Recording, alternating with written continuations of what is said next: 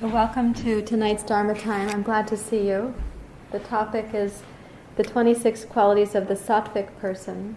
A reminder that it's in the Bhagavad Gita that we learn about Tamasic, Rajasic, and Sattvic qualities. And while each of the gunas is inherently a non-judgmental word, it's a descriptor word. They're like inherently neutral in terms of our judgment about them. They also have auspicious and inauspicious manifestations. So tamas, out of balance, becomes inert and sluggish and lazy, unconscious. It goes to ignorance. Rajas, out of balance, becomes greedy and avarice and pursues things in what we would call a horizontal rather than a vertical manner. Horizontal meaning personal desire, personal will, personal consumption. And sattva, out of balance, becomes more disassociated, more disconnected, less embodied.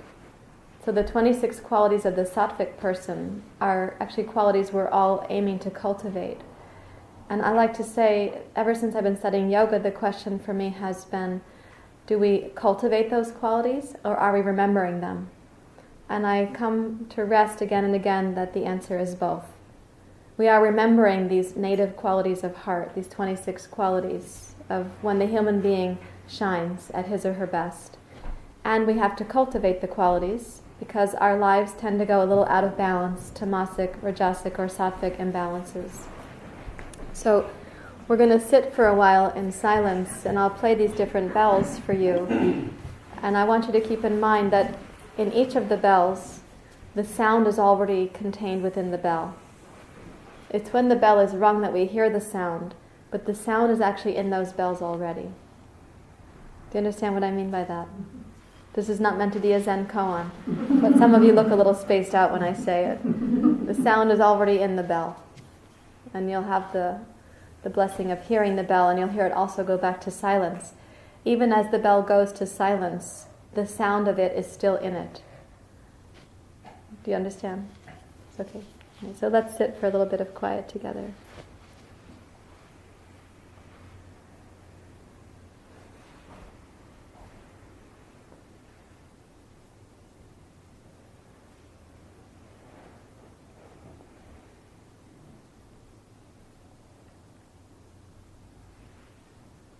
And when you rest in silence, consider that these qualities of heart, they are already within you.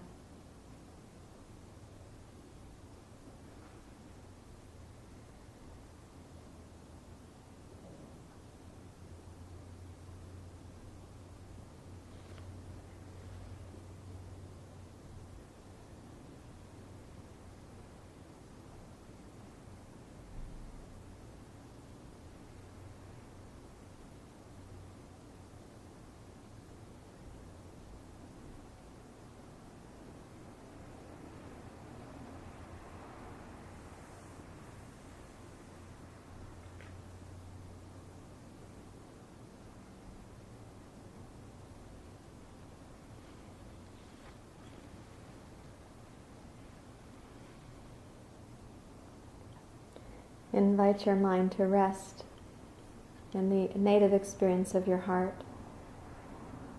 the sattvic heart.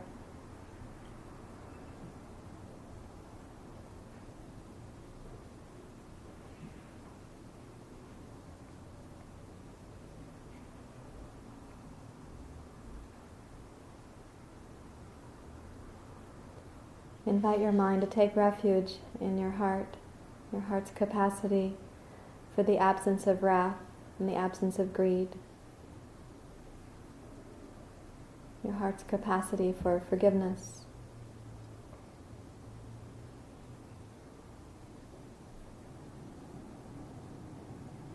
Those qualities, like the bell sound, they already exist in us.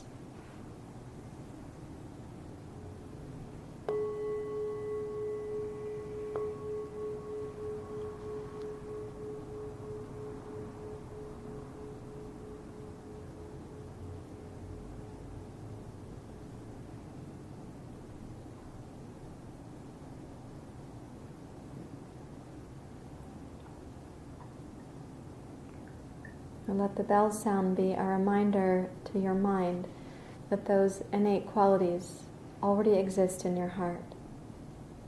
And follow the sound to silence where your mind can drop down into your heart.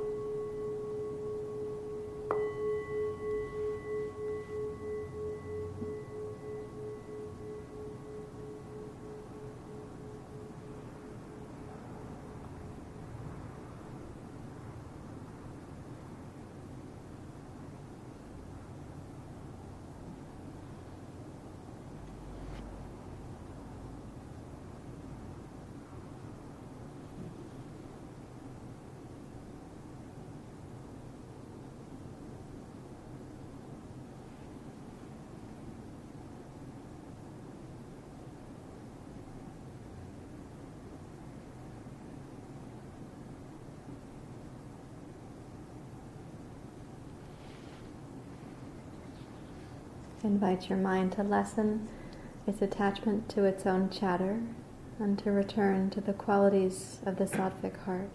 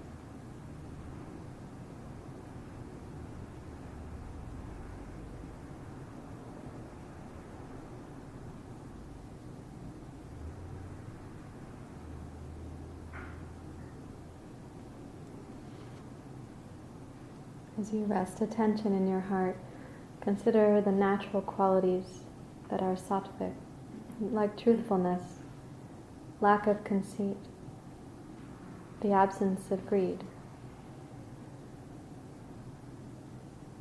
As you hear the bell sound, follow it back to silence, the mind, and follow itself back to the heart.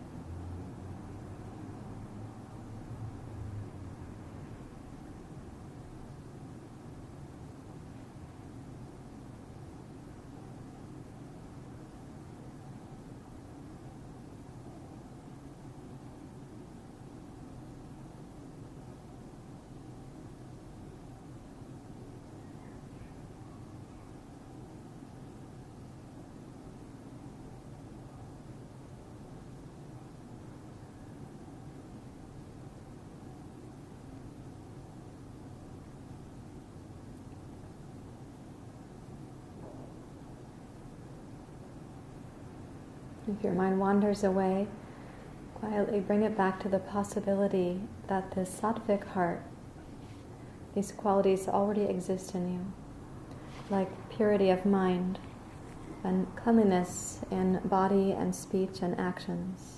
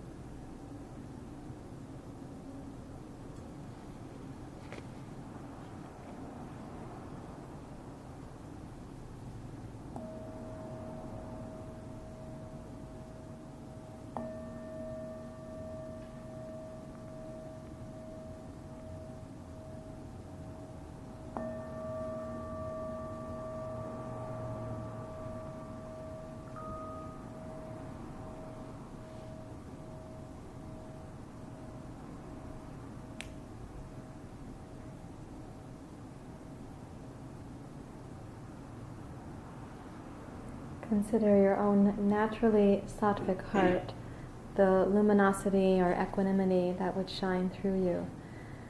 If there weren't disturbances on the surface of the water, ripples, raindrops, the water becomes reflective and clear.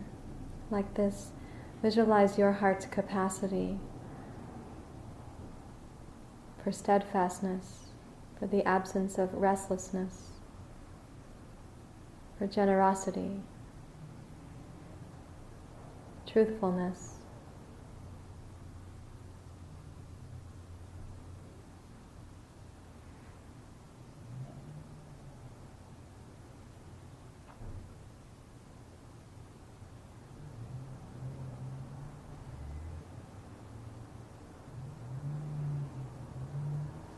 And you may join your hands together in Anjali Mudra.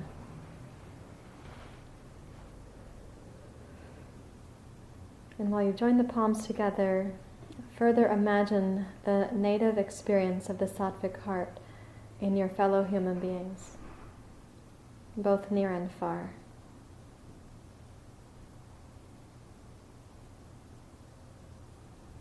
Actively use your imagination to feel the native qualities of the Sattvic heart in fellow humans near and far, past, present, and future.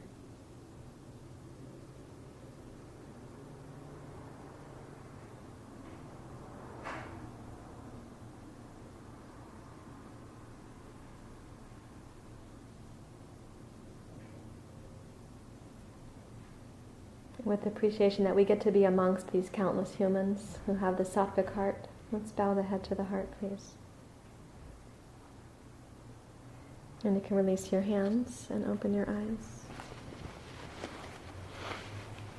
Now I'm curious if anybody, when I said, okay, fellow human beings, near and far, past, present, and future, if you sort of feel that swell and then you say, yeah, but, like it's a disaster out there. Did that happen for anybody? It's okay if it happened. It doesn't mean that you're not sattvic. That's still underneath the yeah, but is pointing to part of our current day reality. It wasn't that far afield from our ancestor yogis' experience of reality either. When they didn't have computers and electronics and so on, but there were difficulties, and there were interpersonal difficulties, and there was the judgment that is a part of human nature, and there was classism and racism and inequalities of all kinds. So they also face some of those disturbances like we do. So when I invite you to feel the indwelling sattvicness of the human heart, yours, how does that go? Okay, I'm getting a kind of like más o menos response there. And when I invite it on behalf of fellow human beings, past, present, and future, does that sound like more relaxing or more distressing to you? More needed in the world. More needed in the world, yeah. Like, what if we recognize that potential is indwelling in each other more often? And if we recognized it in present moment conflict, it would be very powerful medicine. If we were able to manifest that in present moment global conflict, that would be very powerful medicine too. And so I ask these questions because it's quite likely, I know most of you relatively well, and it's quite likely that when I say, imagine that sattvic heart in fellow humans, near and far, past, present, and future, that in your heart there's an immense yes. Like, you would see that indwelling potential. You have a sense of that. But I also know how actively involved you are in community and ecology and social justice, and I can imagine your mind also coming up with yes, but, or yes, and, or yes, that may be, but. We also have these challenges that we face, these disturbances, these devastations, in fact. So what do we do with that dilemma as yogis and yoginis? There's a number of you in the teacher trainings right now who are in the room. What do you imagine the teachings of yoga would recommend to us about that dilemma? This dilemma, that's our dilemma. What would yoga recommend? Ishvara Pranidhara, or we just surrender to a higher power. Okay, that is a possibility that yoga would say, okay, here's this existing dilemma. Let's practice surrender to the higher good. That surrender, however, Ishvadi Pranidhana, comes after clear action. So clear action and surrendering our attachment to the outcome of the actions. Like doing our best, but surrendering our attachment to it being about us, or about being recognized for how clear we are with our actions. And also surrendering how the time frame of the other person's relief from suffering might happen, because we may not be able to see that in our particular exchange with them. But we have clear action and then the surrender of the outcome, Ishvadi Pranidhana. So we surrender it to the higher good. Yeah. And clear action might entail... Well, that is the big question in the Bhagavad Gita, isn't it? What is clear action? What is skill in action? Yoga is defined in the Bhagavad Gita as skill in action. So that is, the question is, are we acting, and you could say, are we acting dharmically? Skill in action or skill in action? I didn't... Skill in skill action. And or in? No, skill in action. Yeah, in action. Like skillful actions, clear actions. We might say yogic or dharmic actions. Now, if we are acting in that way, we're probably coming from these 26 qualities. And so another dilemma that we face as contemporary yogis and yoginis is we might have skillful action and we want to lessen suffering, but sometimes skillful action is truth-telling. And somebody else might find that offensive. Maybe their personal narrative doesn't want truth-telling at that moment. So on occasion you find skillful action is creating a little distress between you and somebody else. Has this happened to anybody? Just checking. You are having the human experience, right? What else might yoga recommend when you look at these dilemmas? To sit quietly. Mm-hmm. Yes, to come to a more quiet mind. So yoga would say, in terms of finding clear action, if you're in the mind states, if you're disturbed or dull, those aren't great places to act from. If you're distracted, that's a little bit better.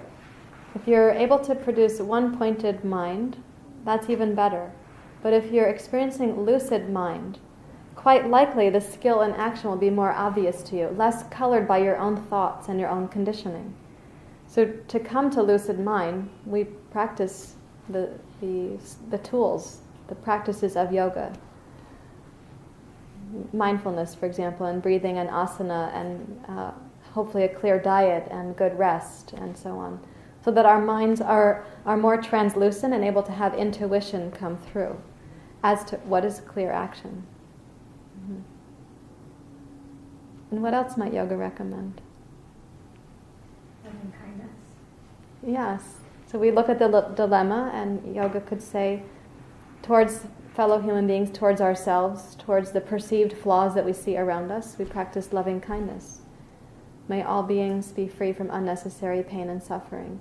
And may I not contribute to further pain and suffering. Which sometimes means that we're actually restraining ourselves. Restraint is one of the 26 qualities.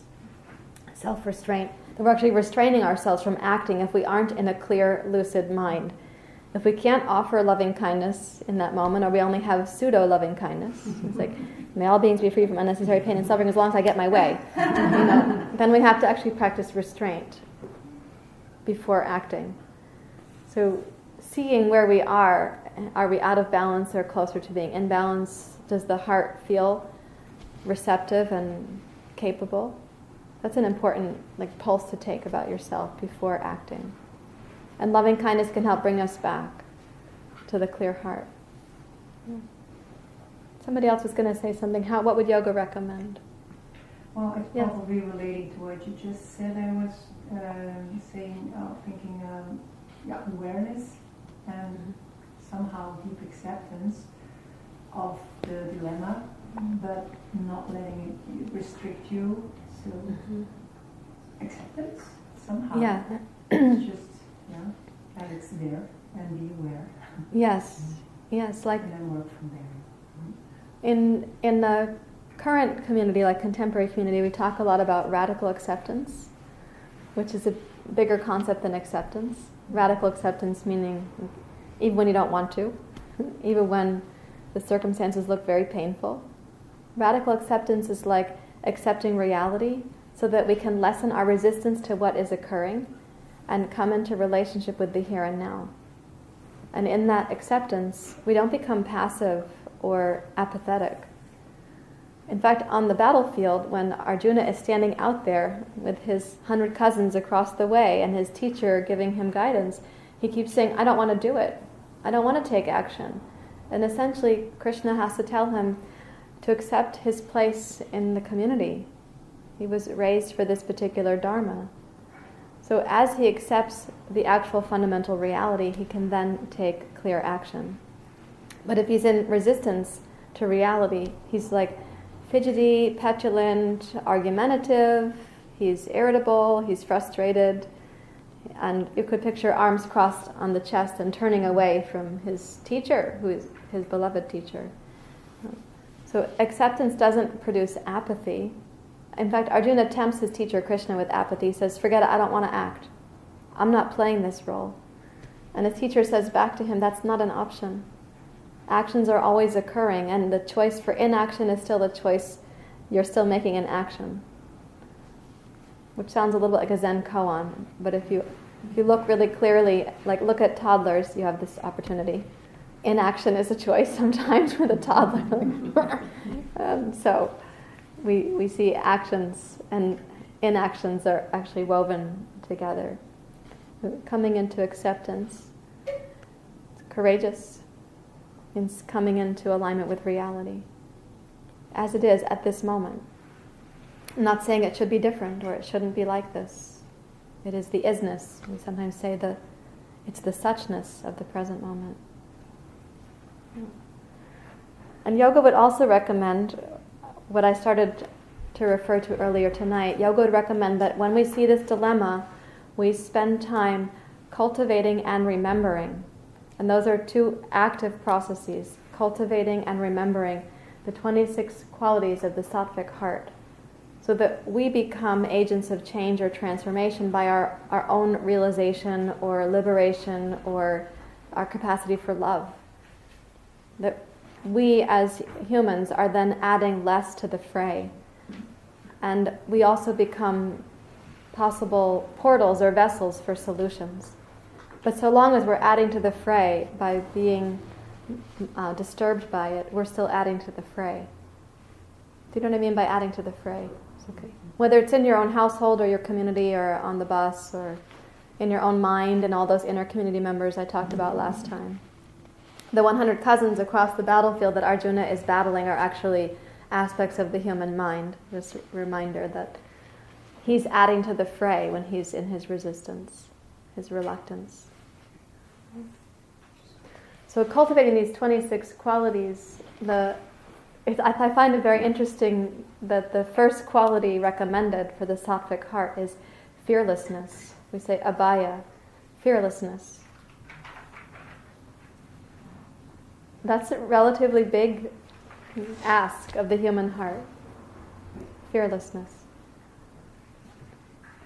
Fear is primal to the human system because, well, at a biological level, the species wants to keep going. And so your preservation is a part of the biological imperative of the species. So programmed into your brain is fear of death, which also can become fear of rejection, fear of judgment, fear of not getting your own way, fear of pain, fear of illness, fear of disappointment, and so on. Fear of being too cold or too hot, or too lumpy or bumpy. Fear of not having your needs met. Fear of having too many needs met. Fear of not being loved. Fear of being loved. So what's recommended is fearlessness. So if you were to consider fearlessness, how would you practice such a thing?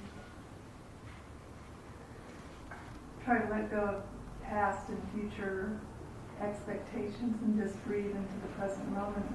Yeah. And welcome those thoughts, see them for what they are, invite them in, and then let them go. But just try not to resist them, and try not to further them either. Yes. Yeah, in yoga we call this, you're pointing to something that I'll name in Sanskrit. It's called abhyasa and vairagyam.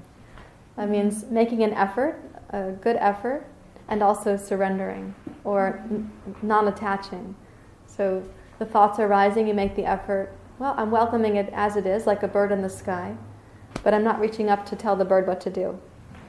And when the bird passes through the sky, I'm not clinging for it to come back. So in this open evenness of mind, we can do something that yoga calls lessening the coloring of your thoughts. So to go back to, you said past and future, to go back to how do thoughts get colored? They are first conditioned to be our thoughts and our belief systems. And then we practice repeating those thoughts and those beliefs, and they get more colored, more densely colored. Like if you put a white linen in the vat of red dye, and you pull it out pretty quickly, it has some red, but it's not deeply colored yet. And maybe washing the white liquid promptly takes some of the red dye out of it. But if you keep exposing the white linen to the red dye for longer periods of time and more consistently, it becomes deeply saturated as the color red. Likewise with our thoughts, if we keep repeating them and exposing ourselves to them consistently and ongoingly, they get more deeply colored. And the practice of yoga, on the one hand, is to lessen the coloring of our thoughts so that the mind becomes more translucent. So each time we have a fear thought, and we might want to start with warm-up poses, like little fears, like, not like big head honcho fears. You could start with fear of being too cold, for example. And you could practice standing in an ambient environment that isn't as warm as you'd like it to be, and lessen the coloring of your fear thought about getting too cold. Like you could actually practice that.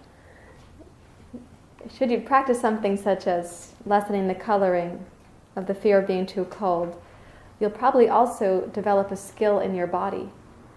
Ancient yogis were taught to sit in snowy places and melt the snow around them by regulating their body temperature. That's kind of far out there, but really cool stuff too. I think equivalent to that is lessening the coloring of your fearful thoughts. So I'd recommend you spend more time lessening the coloring of your fearful thoughts than trying to actually melt snow with your naked body. Unless you're at Brighton Bush Hot Springs and you've been in the hot tub and then you go in the snow, you will experience the melting of the snow around your naked body. And that's a sensation to be enjoyed. Now I'm promoting craving. The absence of craving is one of these things up here, I'm pretty sure. So we start by lessening the coloring of fearful thoughts.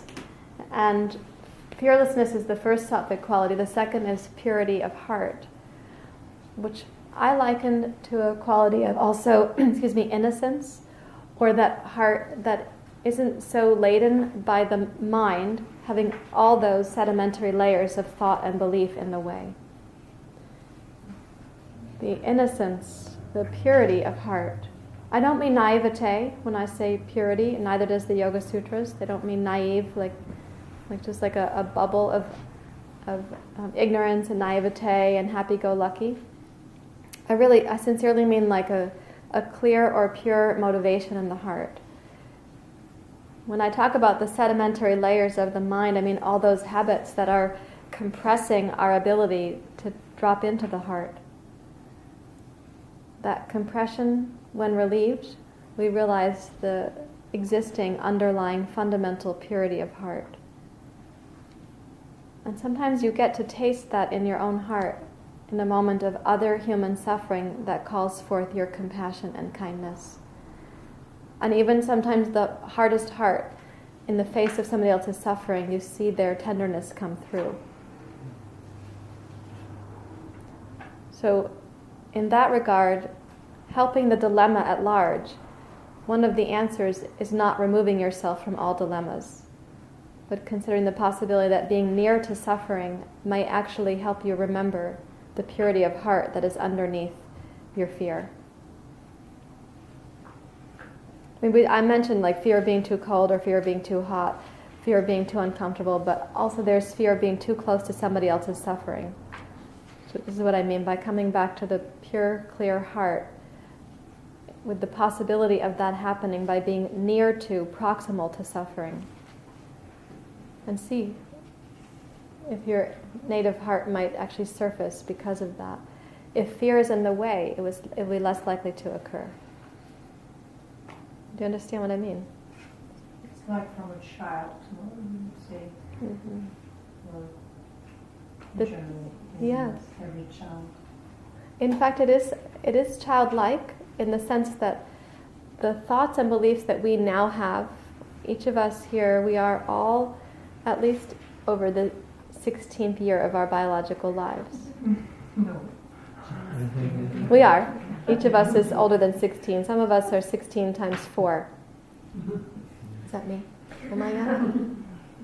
No, times 3. Almost times 3. I'm 47, so maybe almost times 3. That being said, the childlike nature of our minds, those thoughts are less colored at that time. Now, they can become really deeply colored if there are painful thoughts that keep happening, like in a family system. It keeps recurring again and again. That gets very deeply colored. But our minds are more flexible when they're younger.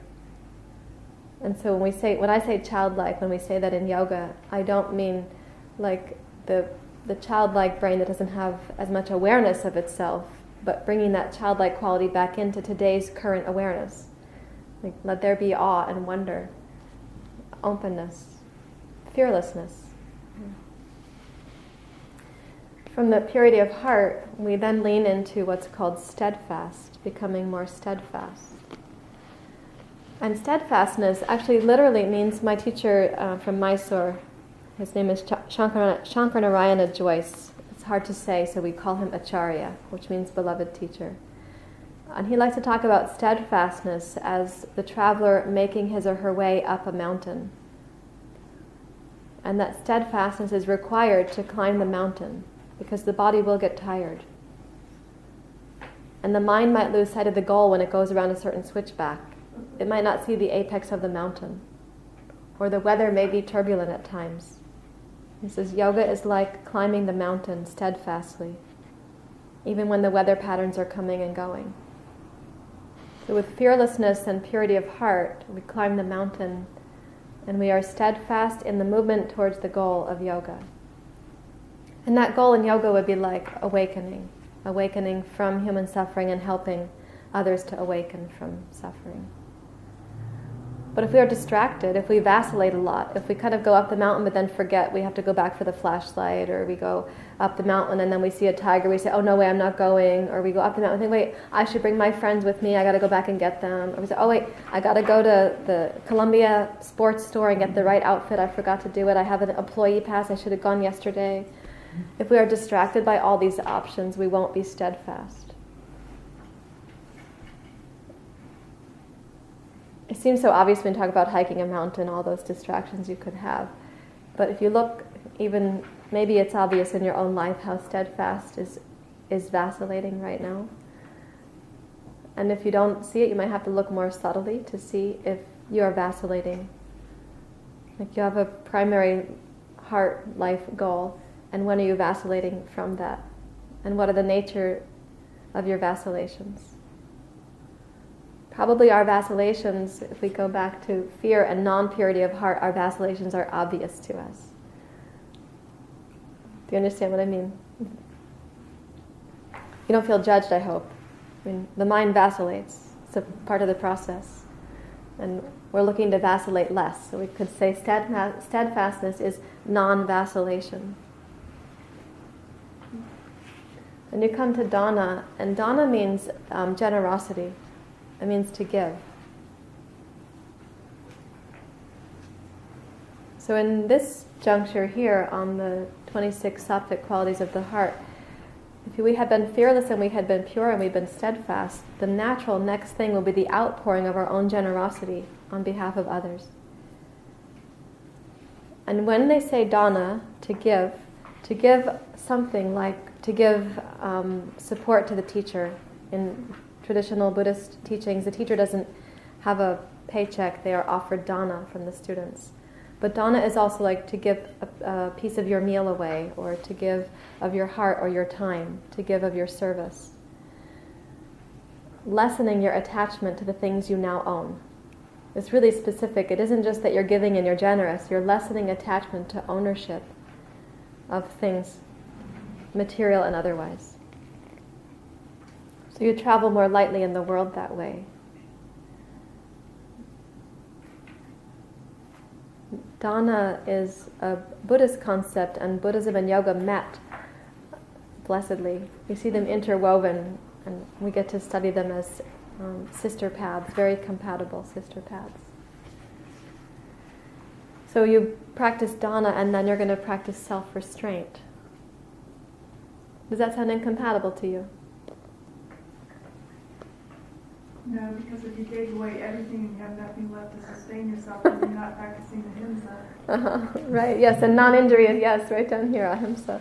Right, so self-restraint, thank you for that. It does mean you can't give it all away, because like on the airplane, you have to put the air mask on your own face before helping somebody else. There are times where some people misunderstand dana and they give to the point that the life or the body are breaking down. So self-restraint also means, it specifically means restraining the sense impulses that would distract you or disturb your mind. The sense impulses means like what you see, what you taste, what you feel, what you hear, and so on. It's restraining desire from taking over. Like the flame of desire can become a brush fire. It's something that can happen when you've practiced dana. You start to feel this ownership of your own goodness. There's a place to have self-esteem for sure, and to acknowledge the goodness of your own heart. But sometimes people in dana practice, they start clinging to themselves as the person who's good. So self-restraint also means not to let your mind grasp onto your identification with, I'm the person who does dana very well.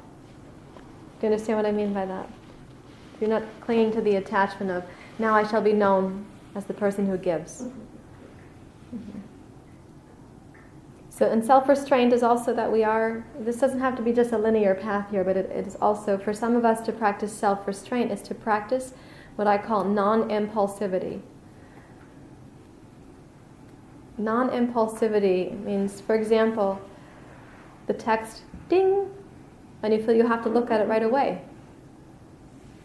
This happens to some of you? Uh-huh. You trained your mind to hear the ding and to look at the phone. You trained your wrist to turn the phone. So self-restraint might be, when you hear the ding, not to look. But for some of you it might be not to turn the wrist, not to reach the hand towards the phone. Like the different layers of what you have to restrain. Or to turn the sound off altogether. The sound on my phone is actually always off. The phone is on, but the sound is off.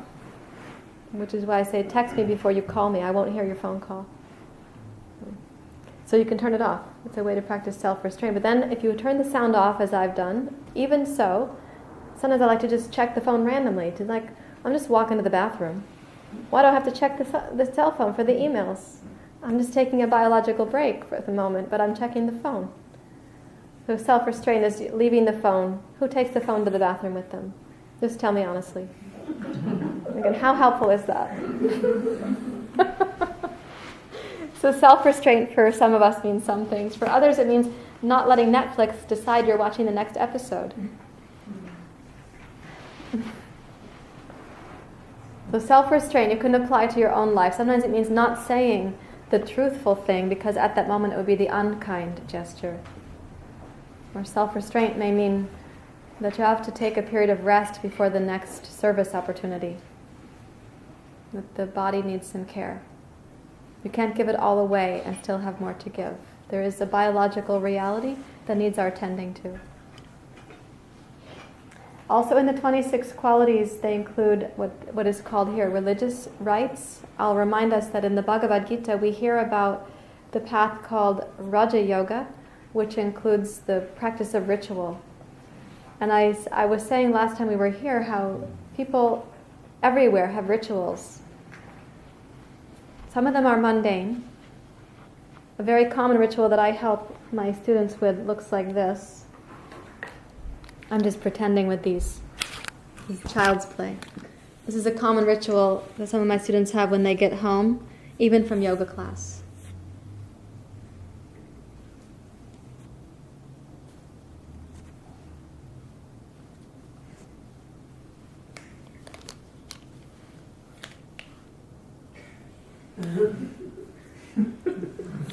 It means they open the fridge and start eating, standing in front of the fridge with the door open, and then they take the food articles. As my teacher calls them, food particles, food articles. Yes, English is not his first language. It's very obvious. You take the food particles or the food articles over to where the TV is showing the Netflix and they're eating. That's a ritual. Now, it might not seem like a ritual, but it's ritualized behavior.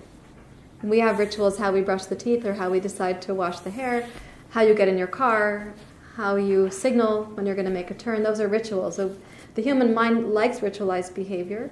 We like some sense of, this is how I do this particular thing. This is how I hold my salad, for example.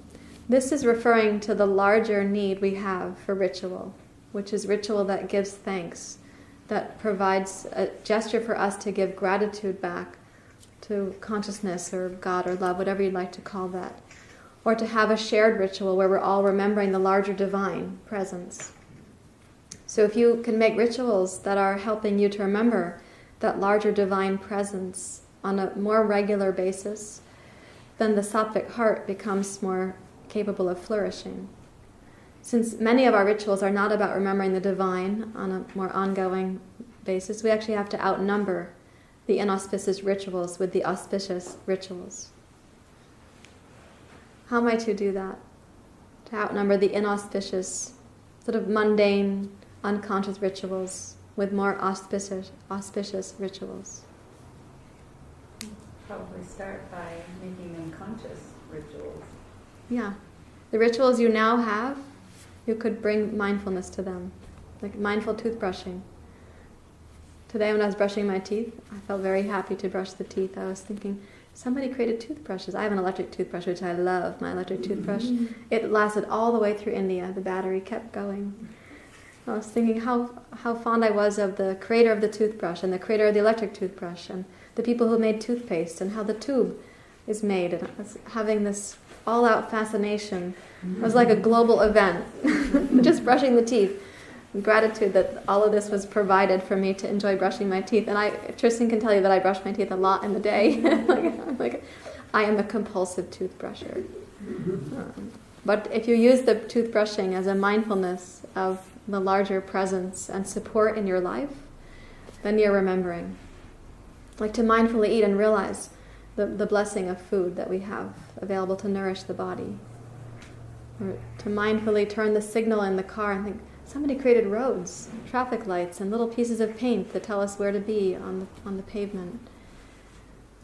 That connects you back to the larger community and the larger presence in your life. So make those rituals more conscious, more mindful. And they too can then become kind of religious rituals. You understand? I mean religious in the sense of spiritual. I don't mean it in the sense of dogma. So what are some that you might use tonight when you leave this Dharma talk? What ritual habit do you have? Like, it doesn't take long to pop open a beer, but you could do it mindfully. Speaking of my husband. I know that ritual will be occurring at about 9 o'clock. I know the sound of the beer cap on the kitchen counter, even if I'm in the other room. What else? What are some other things, though? Just casual things you keep doing that you could make a potent moment of remembering. I enjoy the ritual of you mentioning at the end of our Dharma talks to remain more quiet as you leave and contemplative, and that just, for me, that's a wonderful ritual after the talk, and just kind of marinating in what was shared and the experience in my body versus going into chatter and the mind, and so I enjoy that ritual. That's more, yeah. Well, we'll be sure to have loyalty to that one tonight for you. Thank you. What about something else? You do it on a regular basis, and yet it could be the sacred ritual for you for tonight. Yes? I was just going to say walking in the front door of my home. Yeah. Just crossing that threshold. Yeah. Like how amazing of a home to go to, and there's probably some warmth there, and there's human contact, and the door is on the hinges and the house is still upright, and there's probably colors in your home that you guys chose, and you can remember the fondness of that. And so ritual can really bring your heart to life, and I mean life like here we are, having this life, and so precious, and easy to forget some of the preciousness. So yeah, just when you open the door, pause. Every night when our 3-year-old sleeps with us, and every night when we go to sleep, my daughter and I cuddle, and I say, "What's my favorite time of day?" And she says, "Cuddling with Liv." Oh, and it's true, isn't it? Yeah. Yes.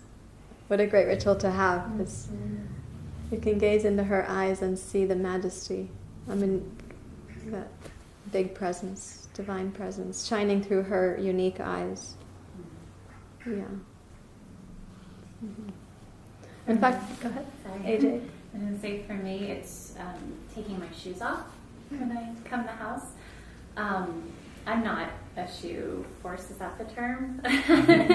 By any means, but it often gives me pause when I take my shoes off and we have them lined up by the front door. It's not even all my shoes or everybody in the family shoes, it's just a collection of shoes, and I look at them and I think, how amazing is it that I have a pair of shoes that I, by this door that I put on when I go to the chickens. I have a separate pair of shoes by the back door that I put on when I take the dogs out to go to the bathroom.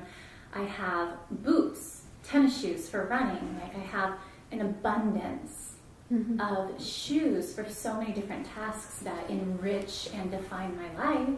And I feel so much gratitude. And then when I see my children's shoes, crap out my children's shoes. When I see my children's shoes lined up, the same thing, that I can provide an abundance of activities for them.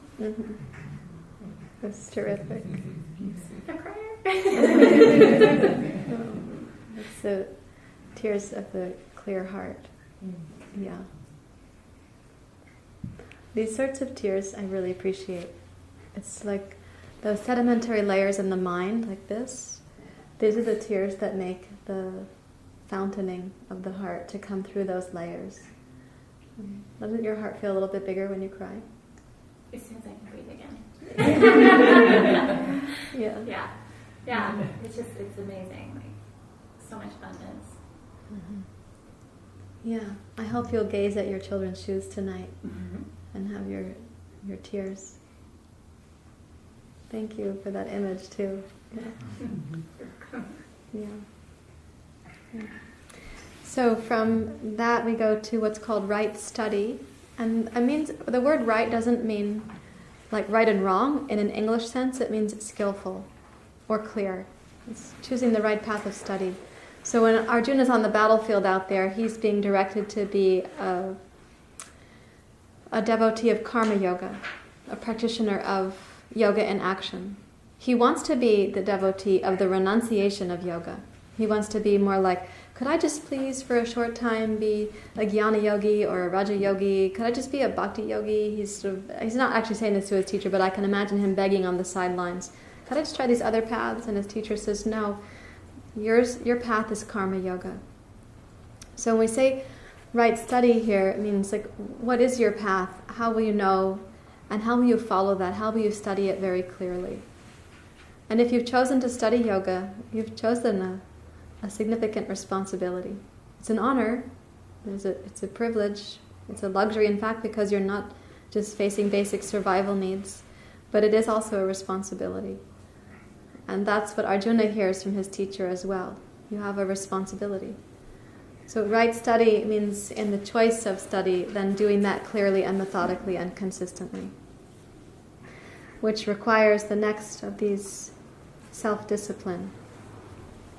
And self-discipline, as most of you know, I call that self-nurturing discipline rather than self-discipline, because in our culture, I think the way we interpret the word discipline is more punitive and rigid.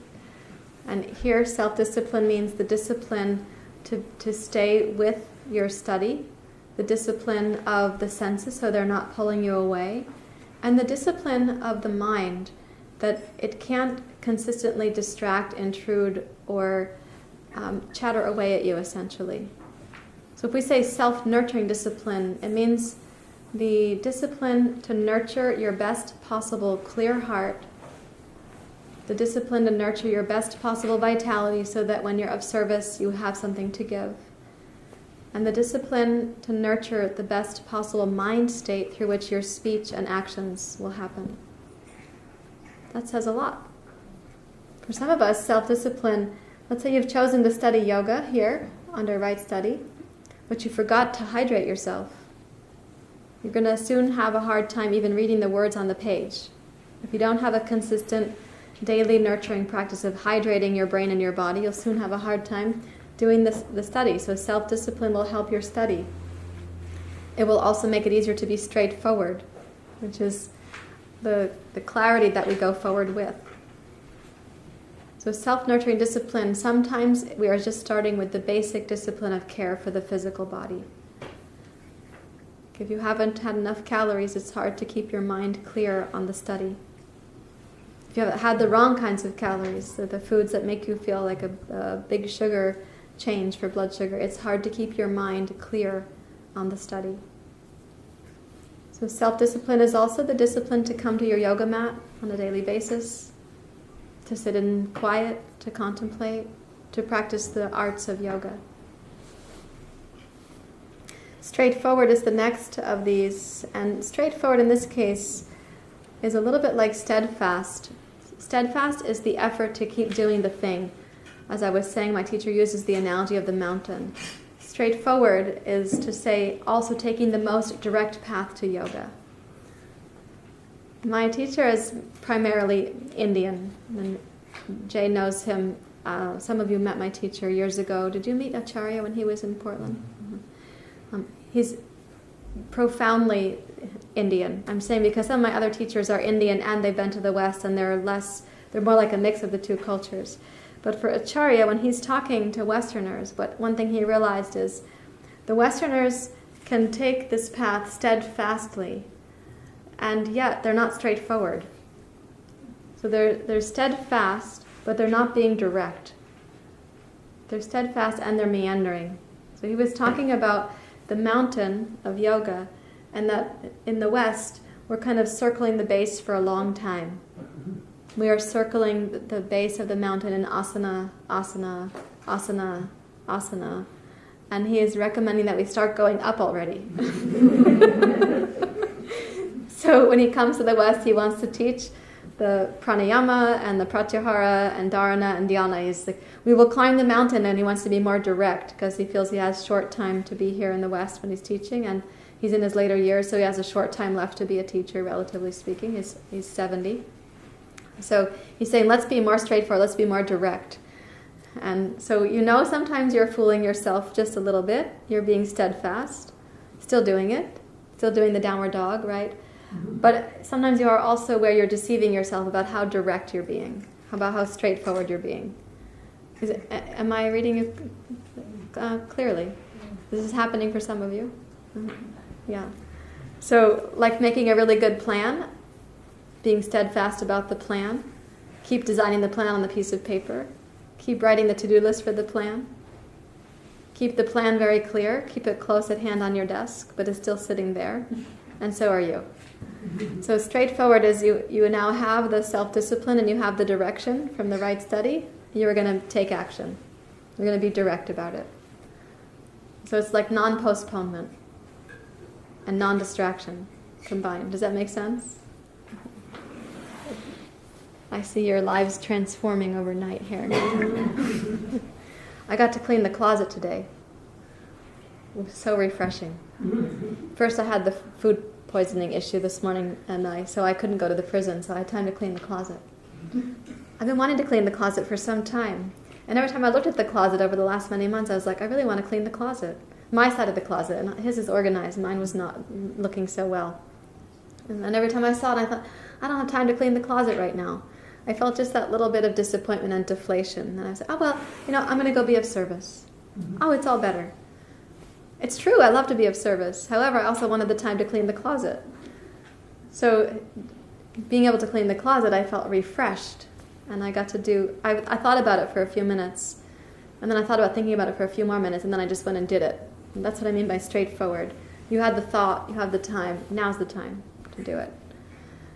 So straightforward, direct action in the direction of your yoga. Of course, following that is non-injury. So with ahimsa.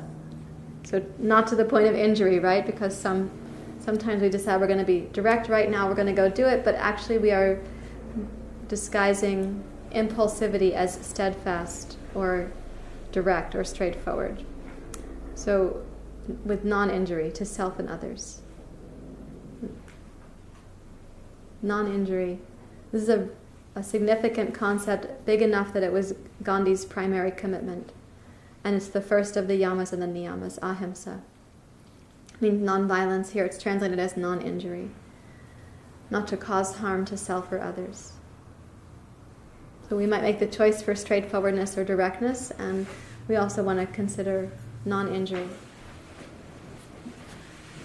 And that's followed by truth or satya. Just like in the yamas, they're the first two yamas, ahimsa and satya.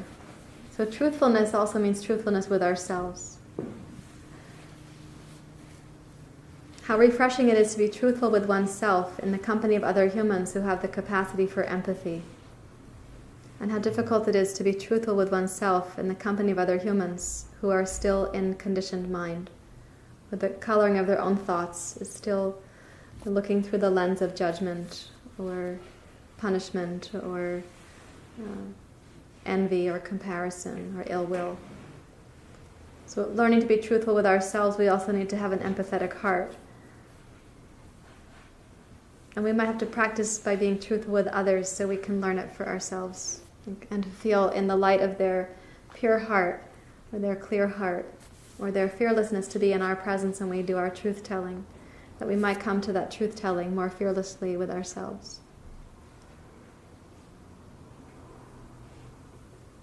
Would you say that you, relatively speaking, you know when you're sort of being dishonest with yourself?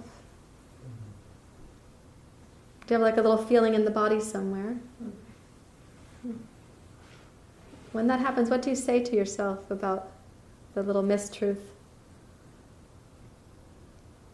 Like, is being more truthful inconvenient right there? Oh, you say shh.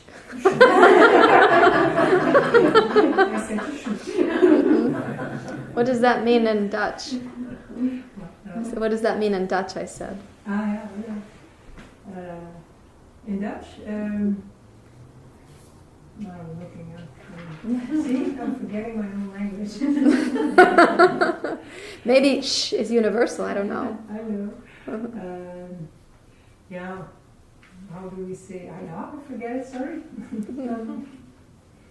But it's probably, we have in the same ways, yeah. I don't want to say the S word because, you can't say that here. So we did say that more there. That's why I say shoot. I see. We say it easier in Belgium. Yeah. Yes, so I see, I'm thinking, it doesn't come in my mind what I'm normally saying, so. That's all right. I understand. I feel endeared. Thank you. When the mistruths come up, you have it in your body. You can feel it there. And generally, I think what people end up saying to themselves is some variation of it's inconvenient or not now or okay later or, thanks but, or there's a little justification that comes on board. And so, ahimsa. And then satya. First being nonviolent and then you're telling the truth. So sometimes the mistruths are actually little acts of violence against our best possible outcome. Like this ahimsa, satya. What if the mistruth is setting you back or causing your heart to feel less pure or feeding the fear? Making it difficult to have self-restraint or self-discipline? The little mistruth, it doesn't matter right now if I do this thing again. It's actually like a little drop of water repeatedly on the stone, making a pathway there. So to come into honesty with ourselves, it's very courageous. And I'll say again, I think it's a privilege, a precious opportunity to do that honesty in the presence of someone else who can provide empathy and the space that's non-judging, so we don't feel so overwhelmed by our own little mistruths. It's also interesting that the root of the word courageous comes from kur, which is heart. Yes. So if you're speaking your truth from the heart, it is a courageous act. It is. And that can be really hard to do, and it takes timing and it takes consideration, and sometimes the greatest truth can be not just, this isn't the time, you know? Yes. Yeah. And if what happens is the heart feels open and clear, we want to offer the truth, but we don't have words. Sometimes the truth is coming through the expression of the body without the language. And that's, for someone who's listening with his or her whole body, they can still hear what it is your heart is saying. And if words come, that can be very helpful also, but sometimes we haven't much practice with the words that say the truth, the vulnerable truth. So we do need to try it on, like building the muscles for downward dog pose. We build the muscles for the courageousness to say what's true. When I was living at Brighton Bush Hot Springs, we used the phrase a lot, speaking your truth, but it actually meant telling somebody else what your opinion of them was. And so speaking the truth, as I hear you referring to it, is like, what's in my heart? What is that is vulnerable, honest, earnest, overwhelmed, confused? What is that might feel helpless right now and is asking for love? And how might I share that with another human being honestly, or with myself honestly? So we don't misunderstand that speaking our truth is me telling you my opinion of you, because that was the culture at Brighton Bush Hot Springs. I saw that went pretty far awry pretty quickly. There's the example in King Lear where the third daughter, Cordelia, whose name comes from the root of heart as well as courageous, that she's asked by her father to pump up his ego, and he goes, "How much do you love me?" And she says, "Nothing, my lord." Mm-hmm. Like, I'm not gonna further your need for this pumped up self-love, and that's her answer, and she doesn't get anything. Mm-hmm. But that's because she loves him so much, she doesn't have to say anything. It's all heart-centered action is what her actions will speak louder than her words throughout the play. Oh. But Shakespeare has a great example of that. Mm-hmm. Yeah. Thank you for sharing that. I wasn't aware of that character, and I love the name, Cordelia. Yeah, she's pretty cool. Mm-hmm. Two Yeah. other sisters have no problem pumping up her father's ego, Mm-hmm. and they get in big trouble. Oh. Yes. It's like the story here in America, the emperor has no clothes on, and how difficult it was for the one who saw clearly to say something. And for the one to hear the truth as well. The father couldn't hear the truth Right. at that moment either. He came to hear it later, but Mm-hmm. yeah, Shakespeare couldn't, yeah. Yes. Yes, I think in fact fearlessness, going back to fearlessness, if we are being offered the truth of somebody else's experience, our hearts, practicing fearlessness, we're going to hold space and empathy more wisely for them. And sometimes the person has something to tell us that we were also involved in. So how do we stay open and receptive for what is true for this other human heart that we were dancing with? We were collaborating with their experience. We made a contribution. Maybe it was a painful contribution. And their need to tell us about it. Hopefully they can come to us and we bring our fearless, pure heart to that conversation. So then on the other side of this board, I'm going to manage time here by choosing some of the highlights. So let's say we're in interpersonal dynamic and we're looking for that clear, true, fearless heart. We have the absence of wrath, the absence of fault-finding, and the absence of greed. These are three of the qualities of the Sattvic heart: absence of wrath, absence of fault-finding, and the absence of greed. Isn't it astounding that this is from generations ago, thousands of years ago, and they discovered that the absence of wrath, the absence of greed, and the absence of fault-finding would make the heart more clear? And that somehow they identified in their community that there was wrath, fault-finding, and greed. It must have existed for them to realize it's problematic. And it still exists today, of course. So the absence of wrath is like the absence of the urge to blame. The absence of fault-finding, the absence of telling somebody else what's wrong with them. The absence of greed is like the absence of wanting it to be different. Also greed in terms of possessions, material possessions. We also have gentleness and modesty as two of the qualities of the Sattvic heart. What do you think of this word modesty?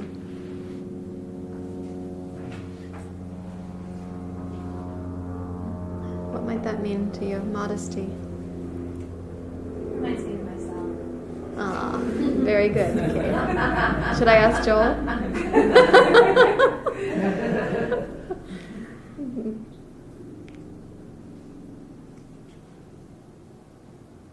What do you think, modesty? How will that make your heart more sattvic? How might it come from the naturally sattvic heart, modesty? I think your ego tends to be not modest. And of course we talk about the ego's not all bad, but the immature ego tends to not be very modest and need a lot of fluffing up or building up. And so I think you need to practice that in order to kind of tame some of that down. So it's not always a competition, everything that you're entering into. Yeah. Yeah, and so let's say when we talk about ego, I'm going to use the concept of a spectrum, because we know that developmentally the ego does play a role, and it's important to have what we call in the West here a healthy sense of self. And that healthy sense of self can then practice expanding beyond the self to what's called the transpersonal self. When we talk about transcendence, we're talking about transcending in that sense. We also know that on the spectrum, a less than healthy sense of self, if this is healthy sense of self, we have down here on this pendulum like no sense of self, including no sense of esteem or worth or value, like deeply embedded shame. On this side we might have like absolute sense of self, but it's distorted, like a bully, or like more the need for power or arrogance, or like pride beyond what's reasonable. So those two sides of that spectrum, that pendulum, are actually equally vulnerable. One looks more powerful than the other, but they're both vulnerable states of being.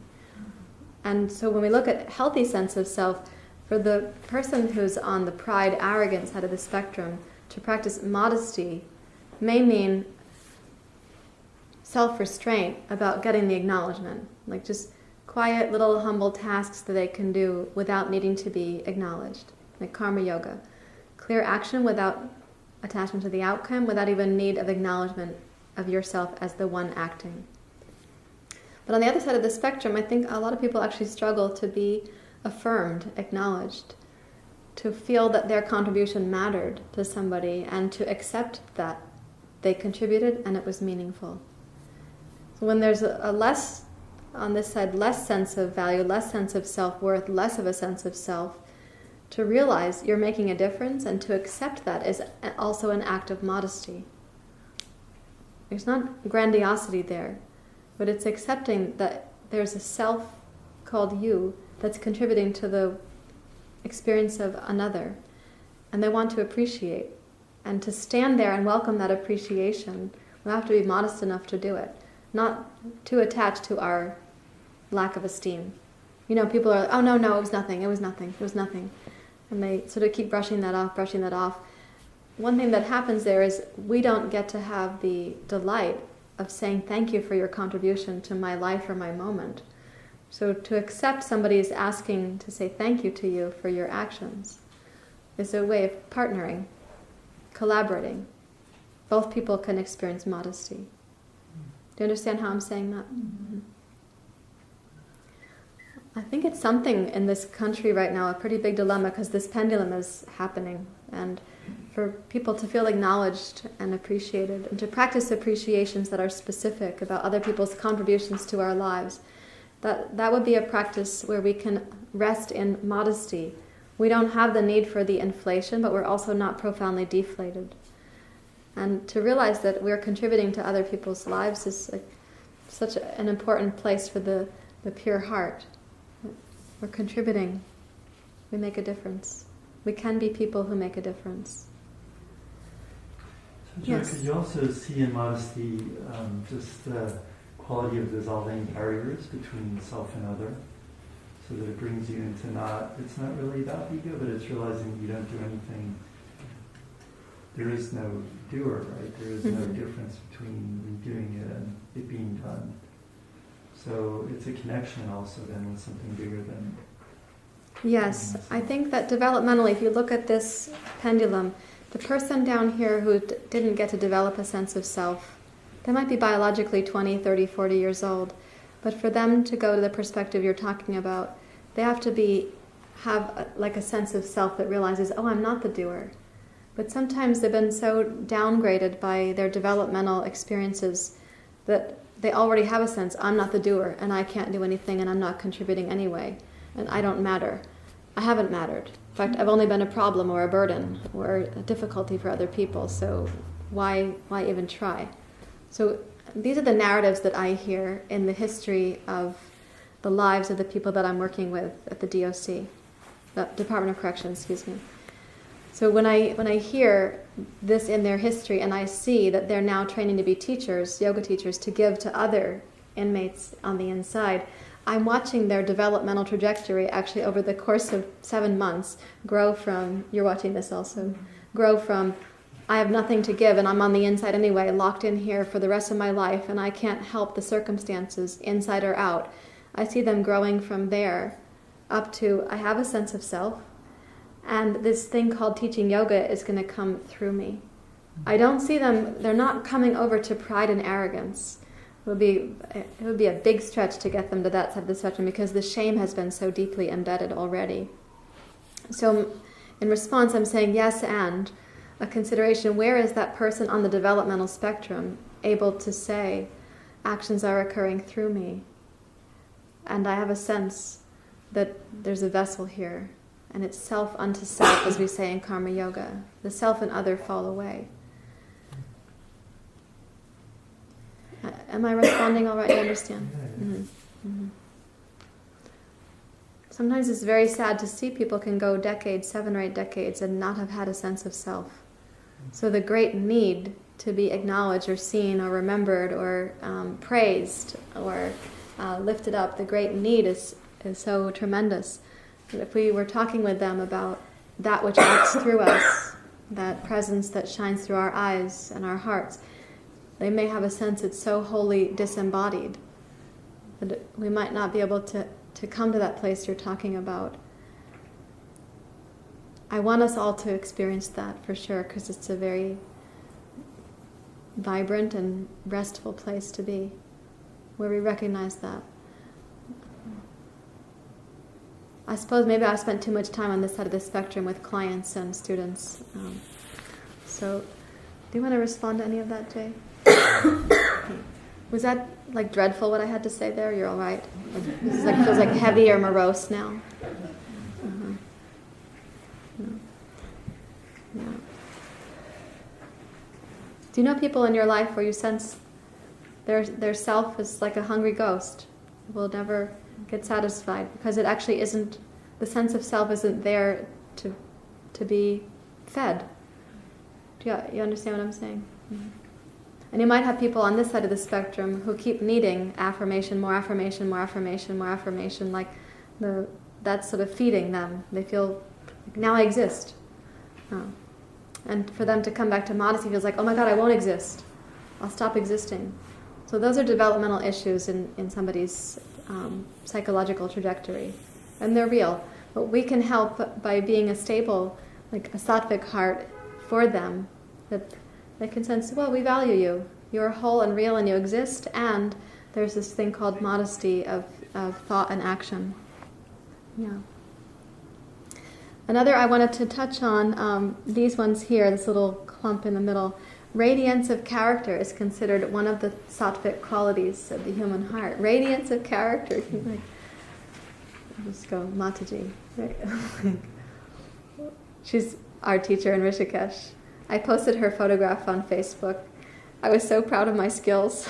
I saw the little camera icon, and I thought, well, you push that button, something else happens. Because we lost Jay's photographs when his phone went for a swim in the ocean. I got the photographs from someplace else on the internet. I got them from Susan's Dropbox. And I was like, or maybe that's Google Drive or something. I felt so accomplished to get this photograph posted. But I wanted to share Mataji's radiance of character. She's also incredibly modest as a human being, and these qualities exist in her radiantly. And one thing she said in her teachings when we were in Rishikesh, she was teaching about the Bhagavad Gita, and she said this consistently: keep the company of sages. So if you don't feel you have radiance of character, be near to people who do have radiance of character. It will become contagious.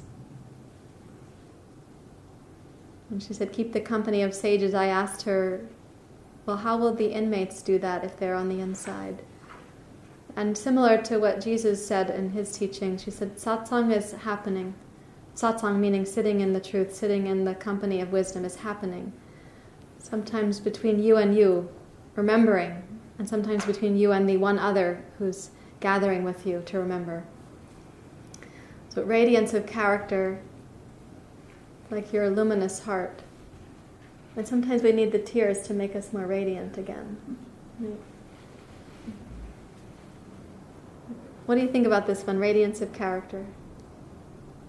You want to be radiant? I think that was one of the things that yoga really presented for me, that, and even Buddhism, that you didn't need to grow spiritually, didn't need to be this shrouded and, very somber? Yes, somber, stoic experience, that it was actually supposed to make you more joyful and lighter and easier in the world. And sometimes I don't think that's how it's presented, especially now that dogmatic thinking's been around for a long time. It's supposed to sort of be degradation and, Yes. I have seen that, and I also turned away from that.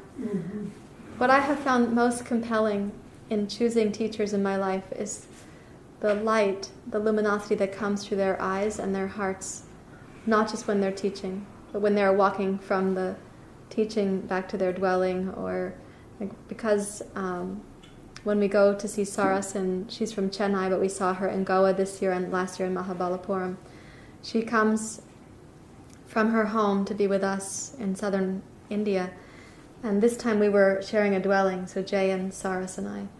And you just have a sense of her ongoing, luminous, committed, quiet presence.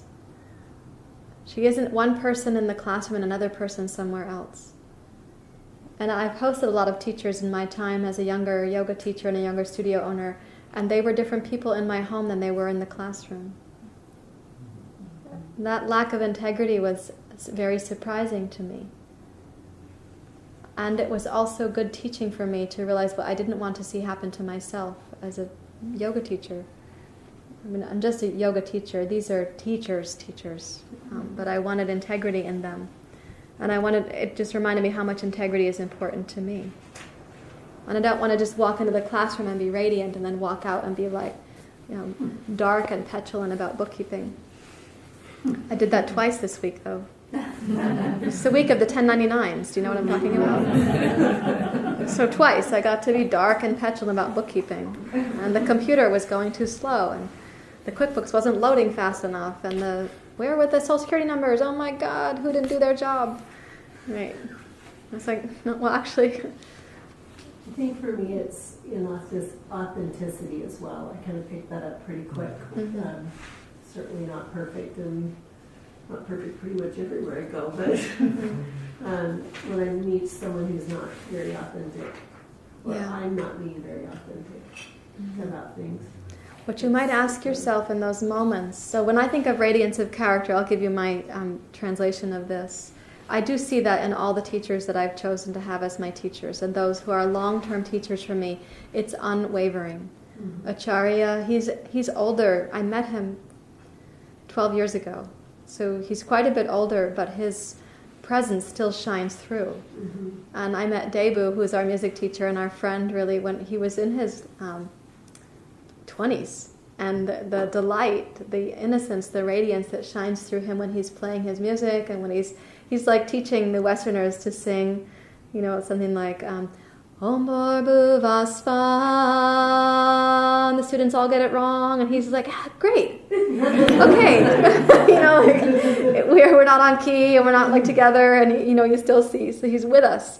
It doesn't matter to him that we aren't like great singers and we're Westerners learning this thing and we're fascinated by his culture and his music and so on. And the way that I like to define or see radiance of character is what is shining through us at any one moment. And authenticity is one of the things, when it shines through the human heart, that wakes up the authenticity of other humans. We start to simply feel fundamentally safer. And that safety relaxes the mental chatter and the mental habits and the sedimentary layers that have fallen away, and what's authentic in you sparks what's authentic in someone else. And by authentic, when I say this, I mean like what's capable of love and generosity and compassion. I don't just mean authentic like how you can complain really well, or how you can gossip like really honestly. I don't mean it like that. I mean the authentic, the fullness of the Sattvic heart. When you see that, you feel that, when you have that vibration shared, it wakes both people up. And that's how I feel as soon as I see Debu or Acharya or Saras or Mataji, like, big yes, and beyond. So that kind of radiance is also, it lights the flame of the others. And it doesn't feel like, oh, I'm the one lighting the flames. It's modest at the same time. And the two others that I wanted to make sure we have here, forgiveness. We could have a whole Dharma talk. We could have like 25 Dharma talks on forgiveness. We could have years of Dharma talks on forgiveness. But forgiveness is one of the significant qualities of the human heart when it's in that Sattvic, the Sattvic expression. Forgiveness, in this case, refers not to any sense of condoning somebody else's behavior. It's not an approval of somebody else's actions, even of your own. Forgiveness makes it possible for your heart to move on from a difficulty, but also to see the fundamental humanity in the other that might be disturbed or distorted or just unnourished enough that it's acting poorly. But forgiveness also, we realize, we too could have that quality of behavior. We too might be sometimes distorted or disturbed or just off-center enough that we've done something that was injurious or not straightforward, or we did something that didn't have the absence of wrath or the absence of greed. So forgiveness is a little bit like dropping the story so that your heart is free to see and feel again the humanness of the other, or of yourself if you're practicing self-forgiveness. Somewhat like acceptance as a practice, you then come back to your inner resources for making amends if necessary, for creating clear boundaries if necessary, and for finding clear action going forward from that.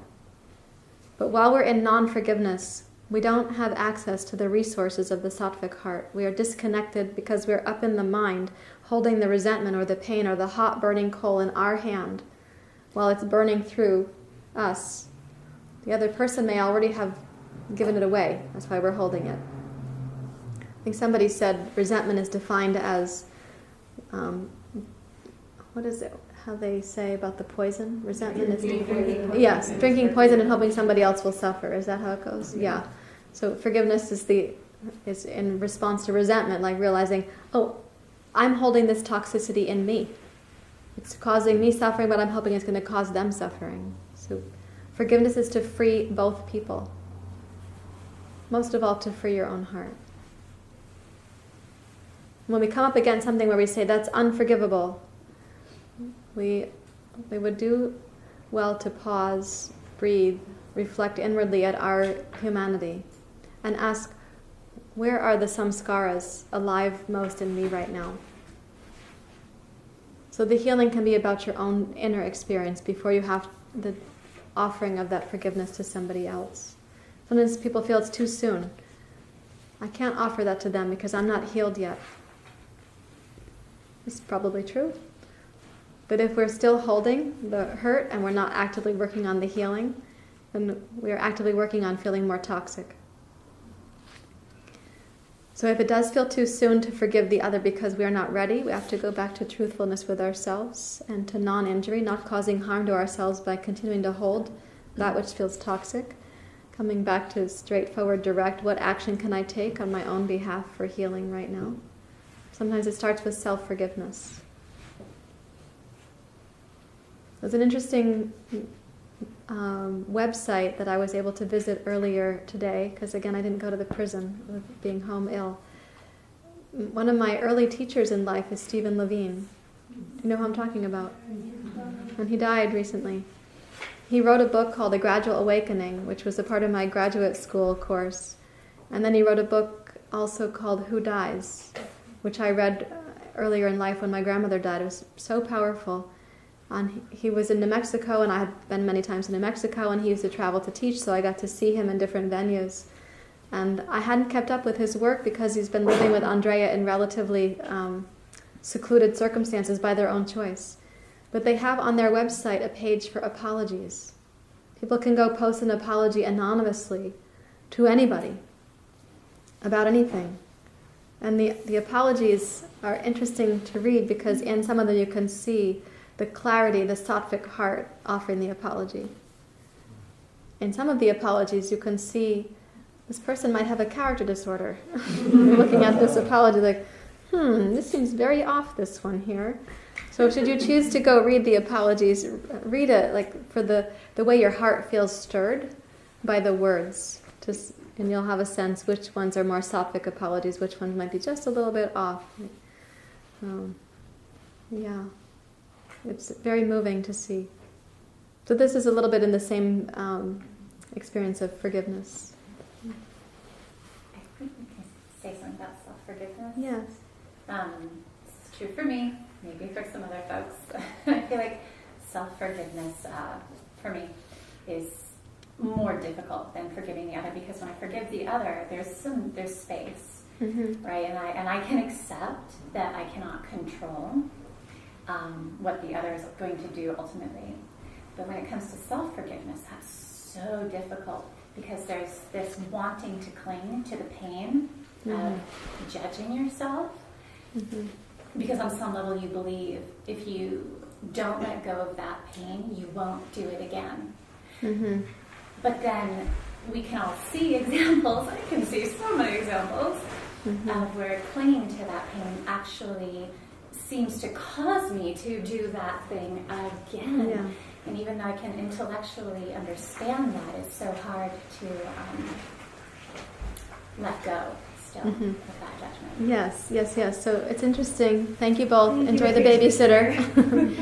It's interesting to consider that the other one I wanted to talk about tonight, and I'll close with this, is lack of conceit. That's how it's said here in English. It's translated from Sanskrit. So denying self-forgiveness, denying yourself self-forgiveness, you have to look at conceit. Now, I'm not implicating just you. I appreciate how you said, maybe this is for others, but certainly for yourself. And it's true, what you're saying is also the human experience. We have this concept that if we forgive ourselves, we might act badly again. But actually holding on to the unfortunate behavior increases the likelihood of doing it again. Because some part of us, if you think of yourself as like a little inside community, some part of you is justifying what you did. And some part is defending against being blamed or criticized or punished for what happened. And some other part is thinking, well, no, it's okay because I just did it that once. But then there was a satisfying outcome. On some level, a satisfying outcome occurred. So it's tempting to do it again, the thing.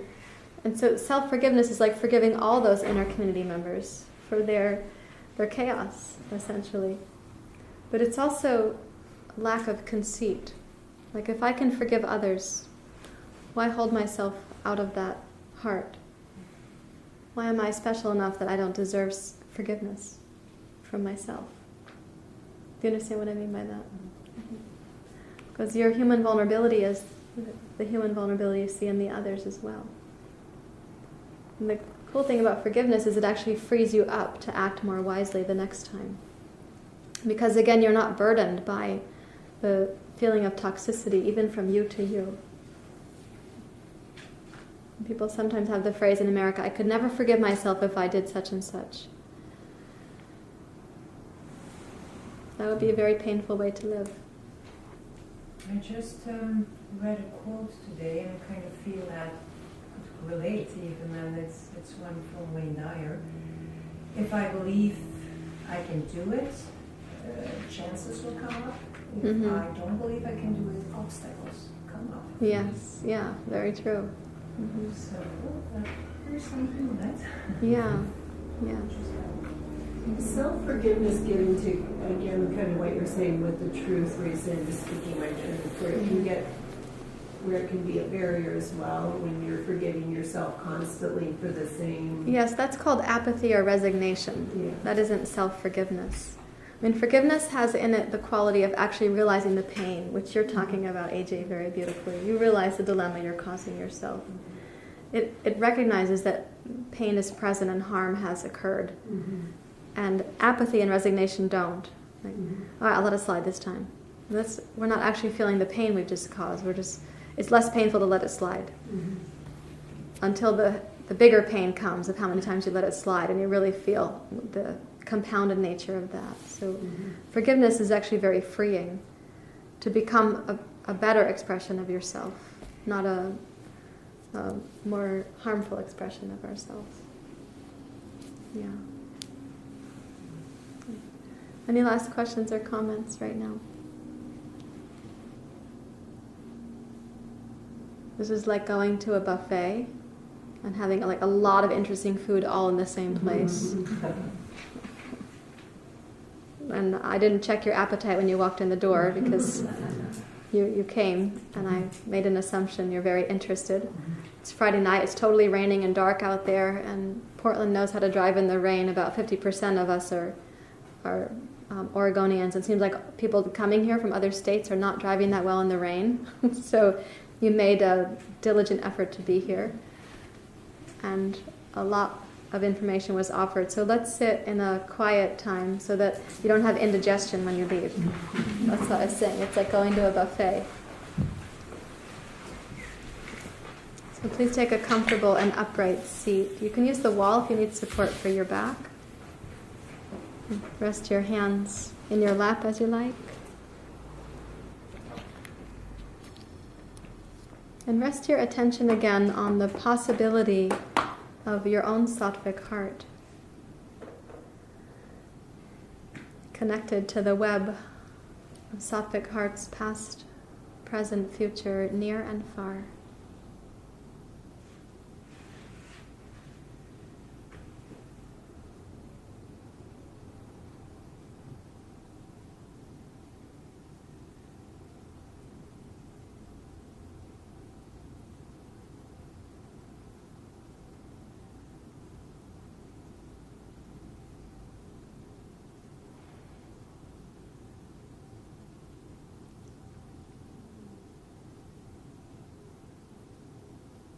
And actively invite your mind to rest in your heart.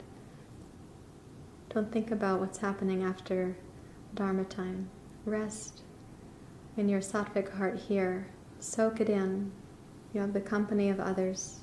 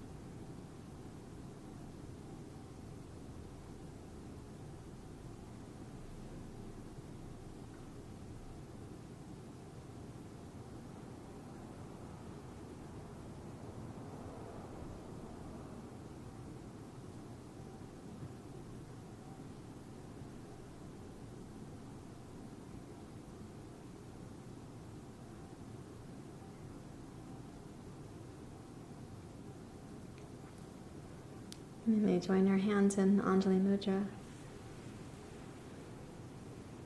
As we rest in our sense of our own sattvic heart, may we see clearly that indwelling potential in all others, in all beings, near and far, past, present, and future. And may we also resist the urge to demand that they know that about themselves or about us. May we simply see it very clearly, very lovingly.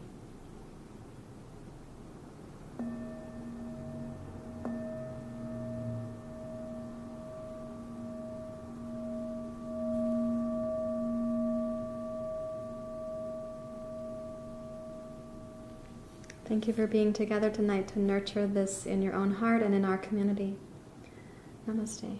Namaste. Namaste.